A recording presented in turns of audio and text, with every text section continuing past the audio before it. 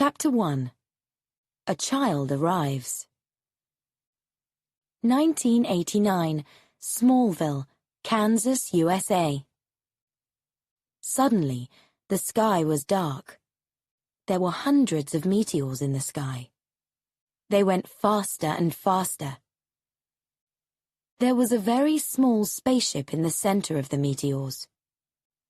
There was one person in this spaceship. A child. Nothing happened in Smallville. It was a small town in Kansas, and it was a very boring place. Then, one day, everything changed.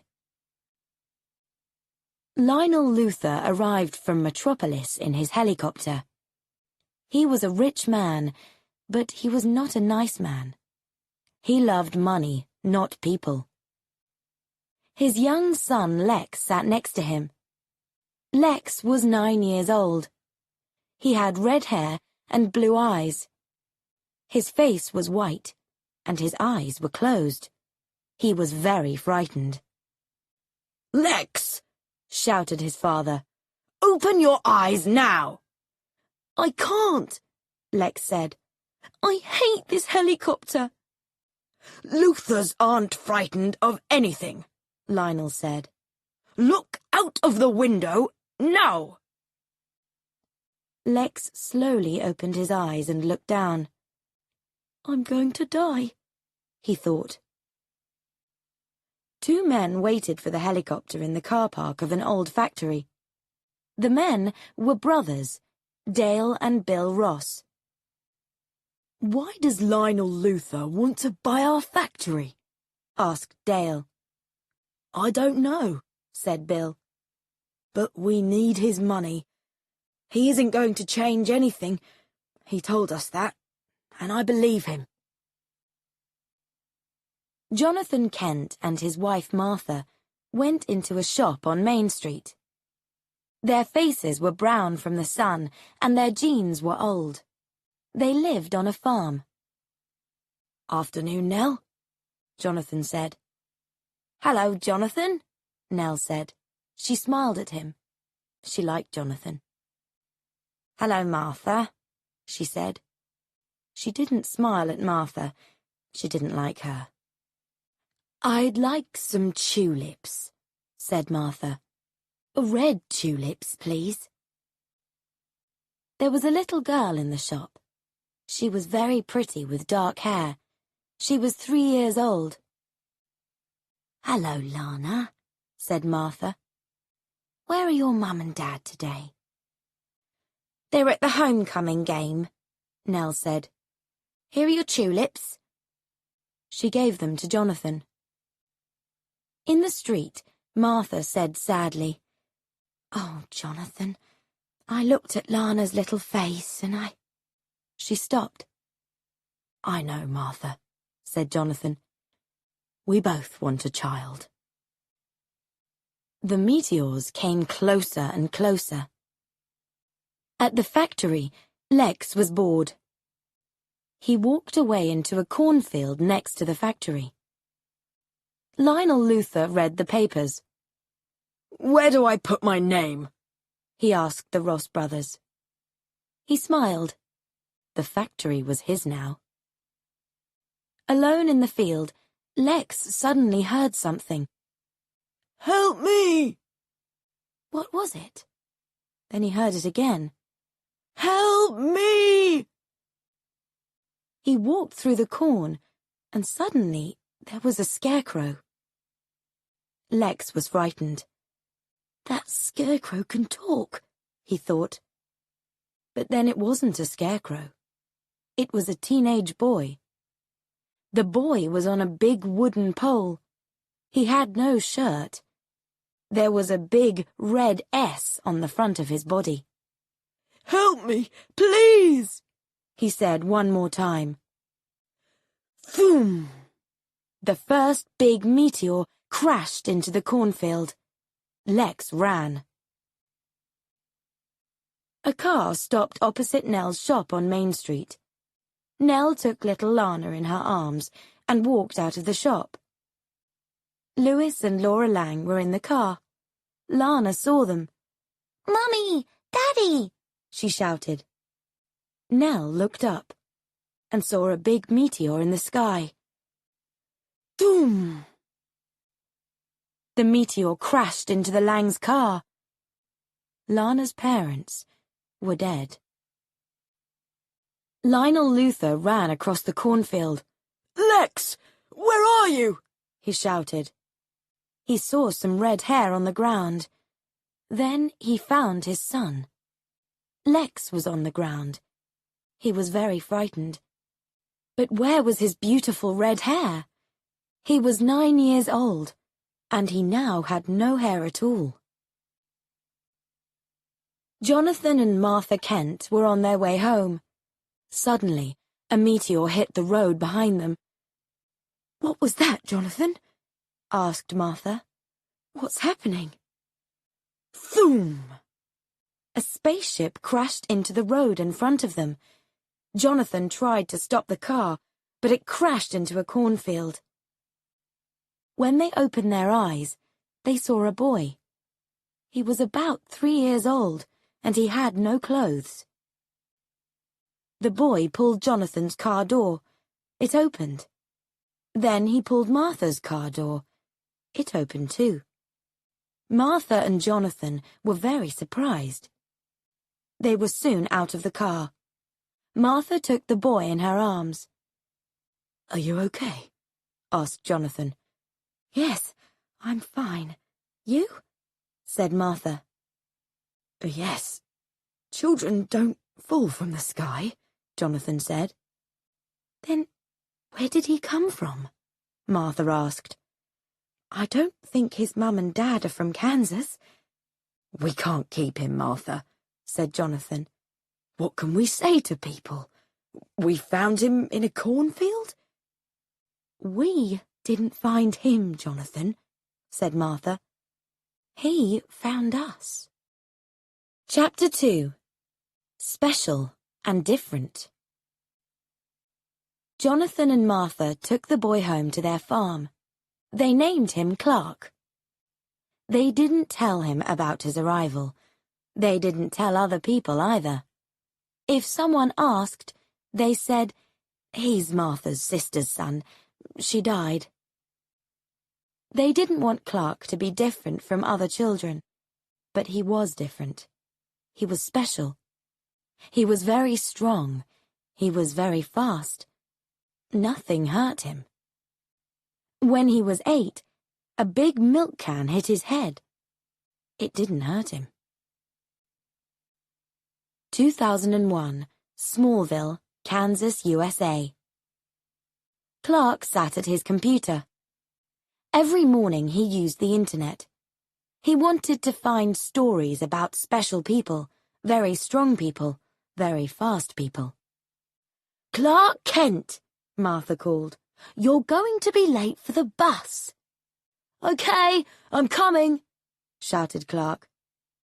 He put on his school clothes and shoes, cleaned his room, and put his school books in his bag. All in 1 minute. Martha came into his room with some clothes. "You can wear these to the homecoming dance this weekend," she said.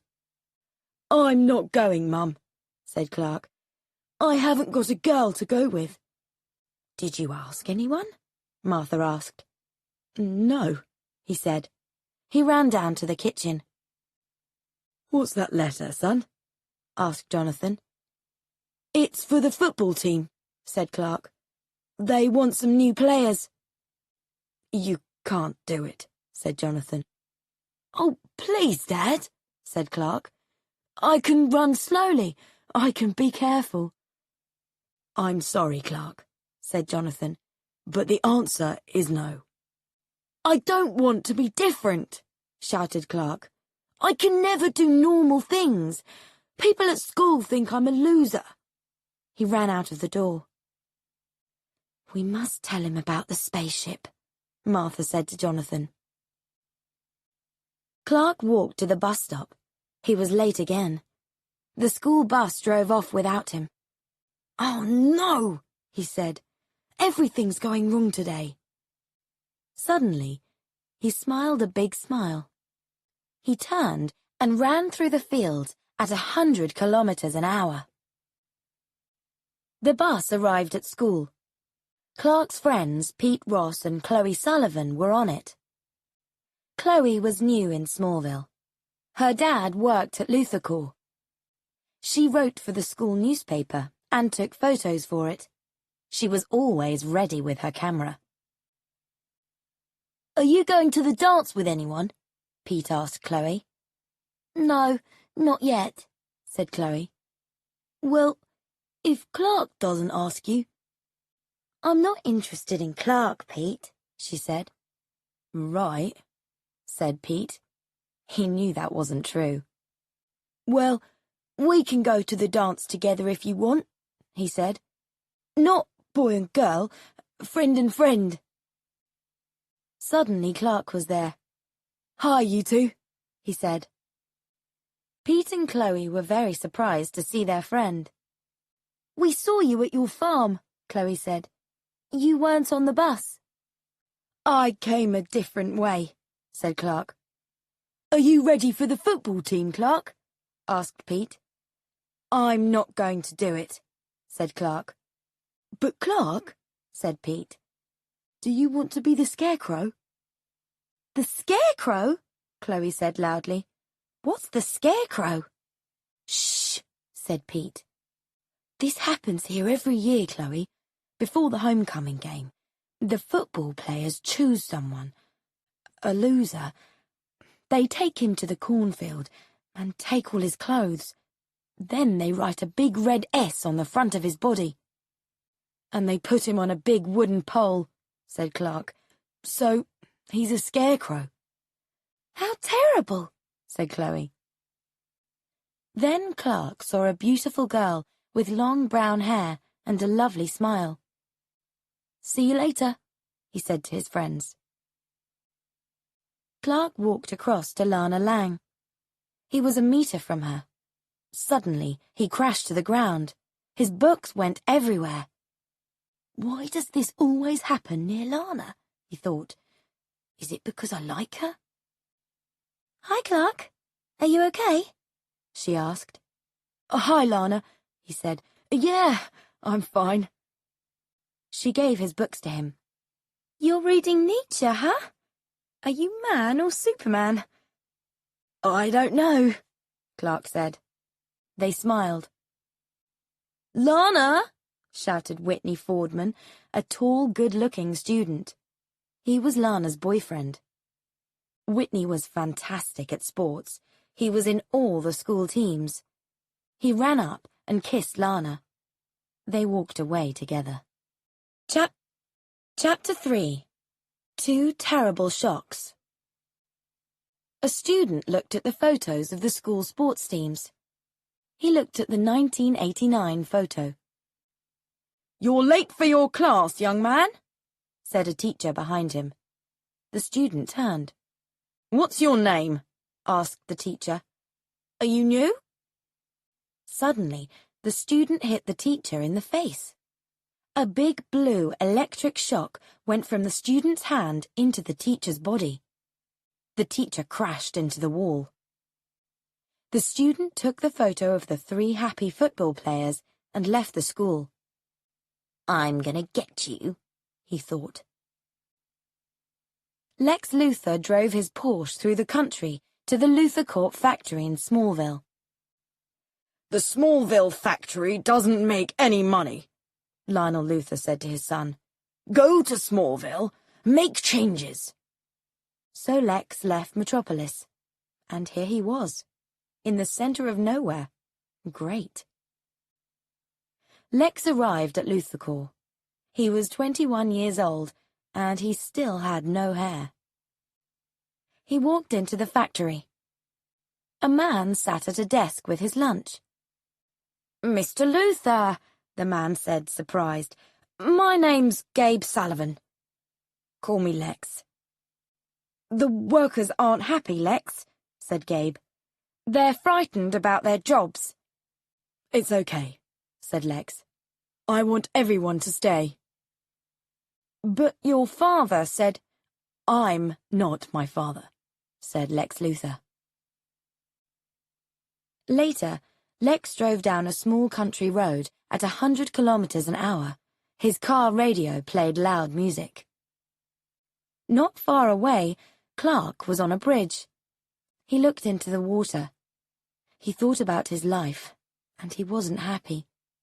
He didn't hear Lex Luthor's car. Lex answered his mobile phone. He didn't look at the road for a minute. He drove onto the bridge. Then he saw Clark. He tried to stop the car, but Clark was right in front of him. I'm going to hit him, Lex thought. Their eyes met. Then Lex's car crashed into Clark. Boom! The car and Clark went over the bridge and into the water. Clark's eyes closed, and everything went black. Chapter 4. The Green Necklace. Under the water, Clark opened his eyes. He was okay. He wasn't hurt. Then he remembered the car. The car! He found the car with Lex in it. Lex's eyes were closed. Clark pulled open the door and pulled Lex out. He took him in his arms and started to swim. When Clark put Lex on the ground, he thought he was dead. Clark put his left hand on Lex's body. Then he put his right hand over his left. 1, 2, 1, 2, 1, 2. Come on, don't die, he said. Some water came out of Lex's mouth. He opened his eyes and saw Clark. He was very surprised. But I hit you, he said. Well, I'm not dead, said Clark. Clark looked at the bridge. A car hit me at 100 kilometers an hour. I'm not hurt. I am not normal, he thought. The police and a doctor arrived. Then Jonathan Kent arrived too. Jonathan put his arms around Clark. Are you okay, son? He asked. I'm fine, Dad, said Clark. I'm Jonathan Kent. This is my son, Jonathan told a policeman. Who was the stupid driver of the car? I was, said Lex Luthor. You have a very special son, Mr. Kent, he said. You saved my life, Clark. How can I thank you? Drive more slowly, said Jonathan. After dinner that night, Clark went up to his special room in the barn. He looked at the night sky. Then he looked over at the farmhouse next to the Kent's farm. The front door opened, and Lana Lang came out. Clark smiled. But then Whitney came out. Whitney put his arms around Lana. Are you alone tonight? He asked. Yes, Aunt Nell's at Lex Luthor's, said Lana. Did you hear about Clark? She said. He saved Lex's life today. Clark? Whitney said. Clark Kent? Yes, said Lana. Sometimes people can surprise you. Whitney didn't want to talk about Clark. He wanted to talk about Whitney. I've got a game on Saturday, he said. Some important people are going to be there. That's great, Lana said. Whitney wanted to be a top football player. It was his dream. She gave her green necklace to him. The necklace was part of a meteor, a special meteor. This meteor hit Lana's parents' car. I can't take this, Lana, Whitney said. It means everything to you. Keep it just for the game, she said. He put it in his jacket. Then he kissed her. Chapter 5. The True Story. Tony Carrozza had a job at a car place. It was evening. It was almost time to go home. A boy came into the shop. I'm sorry, said Tony. We're closed. The boy said nothing. Tony looked at him carefully. I know you, he said. You were that scarecrow years ago. What happened to you? Why aren't you older? The boy still said nothing. Answer me, stupid, said Tony. I'm talking to you. The boy suddenly hit Tony in the face. A big blue electric shock went from his hand into Tony Carrozza's body. Tony crashed onto the floor. He didn't move. On the wall, there was a photo of 3 happy football players. The boy smiled and left the shop. It was the day after the car crash. When Clark walked into school, every student said, "Nice work, Clark." "Am I at the right school?" Clark asked Pete and Chloe. "You saved Lex Luthor's life," said Chloe. "This is going in the school newspaper." "My dad hates the Luthors," said Pete. "Yes, but Lionel Luthor bought your dad's factory, not Lex," said Clark. When Clark arrived home on the farm that afternoon, he found a new red car in front of the house. There was a letter on the car. Clark opened it. "Thank you, Clark," he read. "I hope you like red." Clark looked at the car. He was very excited. "You can't keep it, Clark," Jonathan said. "Why not?" "Because the Luthors aren't good people. They're rich thanks to Smallville. They bought our friends' houses and their farms." "Lex's father did all that," said Clark. "Not Lex." "I'm sorry, Clark," Jonathan said. "I know you're angry." "Angry?" shouted Clark. "You have no idea." He ran up to his room in the barn. "You must tell him now," Martha said. Jonathan went to Clark's room. He put his arms around his son. "I'm going to tell you the story of the day of the meteors," he said. He gave Clark a picture. There were lots of letters and numbers on it. Was it a language? "I think this is from your mum and dad," he said. "What does it say?" Clark asked. "I have no idea," said Jonathan.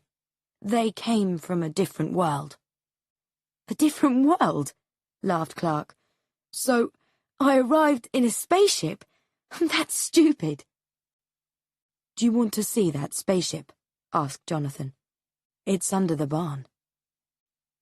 When he saw the little spaceship, Clark was very angry. "Why didn't you tell me this before?" he shouted. He ran out of the barn. Chapter 6. A Quick Kiss. Lana Lang looked at the words, Louis Lang, 1957 to 1989. Laura Lang, 1959 to 1989. She heard something behind her. "Who's there?" she called. "It's me. It's Clark," he said. "What are you doing here?" Lana looked at Clark. He was nice. "Please don't tell anyone," she said. "I come here to talk to my mum and dad. Is that stupid?" "No, it isn't stupid," Clark said. "Do you remember them?" "Not very well," said Lana. "They died when I was 3. Do you want to meet them?" She sat on the ground. "Mum, Dad, this is Clark Kent," she said. "Hi, Mr. and Mrs. Lang," said Clark. "I'm sorry? What's that?" He sat down and listened. "Your mum says, 'You're never alone, Lana,'" he said. "And your dad says, 'You're beautiful.'" Lana smiled. "Thank you, Clark," she said. "Can I walk home with you?" asked Clark. "Yes, thanks," said Lana. When they arrived at Lana's house, she said, "We talked for a long time tonight, Clark. It was nice." She kissed him quickly. "Good night, Clark." She ran into the house. Clark was very happy. But there was someone at Lana's house. He saw the kiss, and he was very angry. It was Whitney Fordman. The next day before school, Clark drove the red car back to Lex Luthor's house. The house was big and old. The front door was open. Clark walked in. "Hello?" he shouted. "Is anyone at home?" "Clark," said Lex. "What are you doing here? How's your new car?" "I love it," said Clark. "but I can't keep it." "Why not?" "You saved my life, Clark. I want to thank you," Lex said. Then he said, "Oh, I get it. Your dad doesn't like me." Clark didn't say anything. "It's okay," said Lex. "I understand." "It's not you," said Clark. "He doesn't like your father. Thank you for the car, Lex. I'm sorry I can't keep it." "I changed after that crash," said Lex.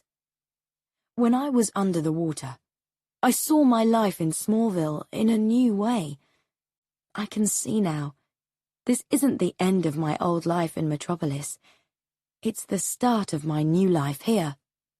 So thank you, Clark. I hope we can be friends for a long time." Chapter 7. This Year's Scarecrow. When school finished that afternoon, Chloe and Pete went into town. There were people and police cars in front of one of the shops, and a man was on the ground. "What happened here?" asked Chloe. "It's Freddie Post. He had a big electric shock," said a man. Chloe turned to Pete. "He's the third one this week," she said. "And here's something interesting. They were all in the school football team in 1989. Pete looked at the people by the body. He saw a teenage boy. "Who's that boy?" he asked. "I don't know," said Chloe. She quickly took a photo of him. The two friends walked back to the school and went to the newspaper room. "I'm going to put this photo into the computer," she said. "Can you find the 1989 yearbook, Pete?" A few minutes later, Pete sat next to Chloe with the book. "Chloe, look," he said. "This boy, 12 years ago. His name's Jeremy Creek." Chloe looked at the book and then at her photo. "It's the same person," she said. "And he's the same age. That's interesting." Chloe and Pete used the internet and wrote emails. They found old newspapers. "I'm going to find Clark," said Pete. "We must tell him about this." Pete came back with Clark. Clark looked at the two photos of Jeremy Creek. "Jeremy had a big electric shock 12 years ago," said Chloe. "He was in hospital for 12 years. A few days ago, he woke up and ran away." "So, why is he back in Smallville?" asked Clark. "Why is he giving electric shocks to people?" "Because 12 years ago," Pete said, "they put him on a pole in a field. He was that year's scarecrow." "The meteors crashed into Smallville that day," said Chloe. "Oh no," thought Clark. "All this happened because of me. That was the day of my arrival." He looked at a photo in one of the old newspapers. It was a little girl. She had a terrible look on her face. It said under the photo, "Meteor hits Mum and Dad." "So, what do you think, Clark?" asked Chloe. Clark knew that little face in the photo. "Oh no, Lana. Why didn't you tell me about this before?" he shouted. "I did this!" He ran from the room. In front of the school, he met Whitney. "Hi, Clark," said Whitney. "I'm looking for you. You're this year's scarecrow." "Leave me alone, Whitney," said Clark angrily, "or I'm going to—" "You're going to what?" said Whitney. "Come on, Clark, hit me." He took off his jacket. Clark moved nearer to Whitney, but he suddenly started to fall. He saw Lana's green necklace under Whitney's open t-shirt. "What's between you and Lana?" shouted Whitney. "You can have her necklace." He took off the necklace and put it on Clark. "But you can't have Lana. I'm taking her to the dance tonight." Clark didn't feel well. He tried to move, and then everything went black. Whitney and two of his friends put him in a car. Jeremy Creek watched everything, and he remembered this day 12 years ago. Chapter 8. A Big Red S. Clark woke up. He was in a cornfield on a pole. He was very cold. It was night, and it was October. He looked down. There was a big red S on the front of his body. He tried to move his arms. "I can't move. What's wrong with me?" he thought. "It's the necklace." Suddenly, there was a boy in front of him. "It hurts," said the boy. "I remember that." "You're Jeremy Creek," said Clark. "No, Jeremy Creek died 12 years ago," said the boy. He started to walk away. "Where are you going?" asked Clark. "To the school dance," said Jeremy. "I didn't go in 1989. "Please help me," said Clark. "No," Jeremy said. "You stay here. I don't want to hurt you." Jeremy walked down the road. Lex Luthor drove by and saw him. "I know that boy," he thought. "But how? From where?" He stopped the car. Then he remembered the field 12 years ago, the boy on the pole, the big red S. He got out of the car and went into the field. "Help me!" he heard. "Help me, please!" It's not possible, Lex thought. Then he saw him. "Clark!" he shouted. Lex helped Clark. Clark pulled off the necklace. "You need a doctor, Clark," Lex said. Without the necklace, Clark was suddenly Clark again. He didn't need a doctor. "I'm okay. Thanks, Lex," he said. He found his clothes and ran into the night. Lex saw the necklace on the ground. He put it in his jacket and walked back to his car. At the school dance, the band played and everyone danced. Jeremy Creek didn't dance. He was behind the school building. He opened the door of a large box. "Water," it said. "They're all going to die now," he thought. Suddenly Clark was behind him. "Stop this now, Jeremy," he said. "You?" said Jeremy. "What are you doing here?" "You're not going to hurt my friends," said Clark. "You don't understand," said Jeremy. "I'm doing this for you and the others. No more scarecrows." "No, Jeremy, stop it," said Clark. Jeremy hit Clark in the face, but he had a surprise. Clark wasn't hurt. There was a car next to Jeremy. He opened the door and started it. He drove at Clark. Clark put his arms in front of him, but Jeremy didn't stop. Clark was on the front of the car when it hit the water box. There was water everywhere. It gave Jeremy a big electric shock. His body was blue. Then everything was quiet. Clark pulled the car door. It opened. "Are you okay?" he asked. "Who are you?" asked Jeremy. "I want to go home." Clark watched the end of the homecoming dance. Lana and Whitney danced in the center of the room. Then they kissed. A long kiss. Clark was sad. He turned and left. There were 3 cars in a line in the car park. That's Whitney's car and his friend's cars, Clark thought. He had an idea.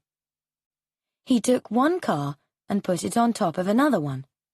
Then he took the 3rd car and put it on top of the other 2. He waited.